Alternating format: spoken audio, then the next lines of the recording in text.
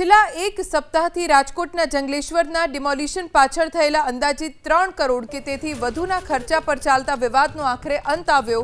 વર્તમાન શાસકોએ પાણી સિવાયના મોટાભાગના બિલ અટકાવ્યા છે। મિનરલ વોટરનો ખર્ચ 12.40 લાખ નહીં પરંતુ 23 લાખ પર પહોંચ્યો છે। કોન્ટ્રાક્ટ મુજબ 2,87,500 બોટલનો ઉપયોગ થયો। જથ્થાબંધ 3 રૂપિયામાં મળતી બોટલ 8 રૂપિયાના ભાવે કોન્ટ્રાક્ટ અપાયો છે। કોન્ટ્રાક્ટર પાસેથી અધિકારીઓએ મલાઈ તારવી હોવાની પણ ચર્ચા છે। हाल तो पाणी सिवायना तमाम बिल मनपाए अटकावવાનો निर्णय लीधो। 1500 गैरकायदे बांधकाम तोड़वा मनपाए भोजन नास्ता और लींबू पाणीनो 27.20 लाख रूपियानो खर्च कर्यो। वीडियोग्राफी पाछळ 24 लाख, मंडप सर्विसनो 8.5 लाख, लाइटिंगनो 2.5 लाख, डिमोलिशन माटे जेसीबी सहितना जे साधनो होय तेनी पाछळ 1.5 करोड़ रूपिया खर्च्या छे। હવે સૂત્રો મુજબ ટૂંક સમયમાં મનપા કમિશનર આ મુદ્દે પ્રેસ કોન્ફરન્સ કરશે અને ખર્ચને લઈને સ્પષ્ટતા કરશે। અમારા સંવાદદાતા પરાક્રમસિંહ જાડેજા પાસેથી વધુ જાણકારી પ્રાપ્ત કરીશું।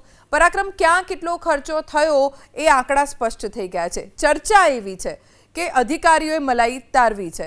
હકીકત શું છે, ક્યારે થશે સ્પષ્ટતા?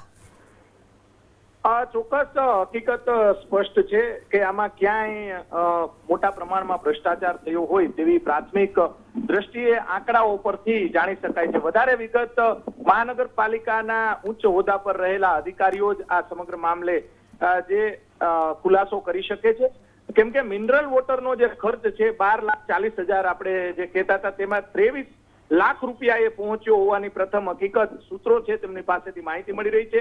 રેટ કોન્ટ્રાક્ટ મુજબ જે બોટલ જે બજારની અંદર અથવા જથ્થાબંધ કારખાનામાં 2 રૂપિયા 40 પૈસા કે 3 રૂપિયાની મળે જેના 8 રૂપિયા લગાવવામાં આવ્યા હતા ને 2,87,500 બોટલનું વિતરણ કર્યું હોવાની દાવો કરવામાં આવ્યો છે। બીજી તરફ જથ્થાબંધના ભાવ 2.40 થી 3 રૂપિયા હોવાની હકીકત સામે આવી છે।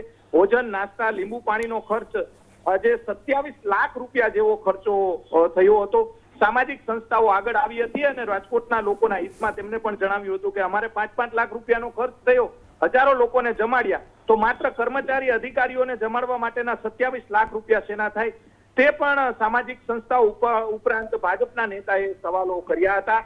સમગ્ર મામલાને લઈને પ્રેસ કોન્ફરન્સ કરવામાં આવે તેવી પૂરેપૂરી શક્યતાઓ છે। મહાનગરપાલિકાના ઉચ્ચ અધિકારીઓ દ્વારા પ્રેસ કોન્ફરન્સ કરવામાં આવશે। અંદાજિત 3 કરોડ રૂપિયા 1500 મકાનો પાડ્યા અને 3 કરોડ રૂપિયા નો જે ખર્ચ થયો તે સૌથી વધારે મોટી બાબત છે અને જે ચર્ચાનો વિષય બન્યો છે। આગામી સમયમાં રાજકોટ મહાનગરપાલિકા કમિશનર અથવા તો ઉચ્ચ હોદ્દા પર રહેલા અધિકારીઓ પ્રેસ કોન્ફરન્સ કરી અને આ સમગ્ર મામલે ખુલાસો કરે તેવી શક્યતાઓ છે ને એ ખુલાસો પણ આપણે બતાવશું।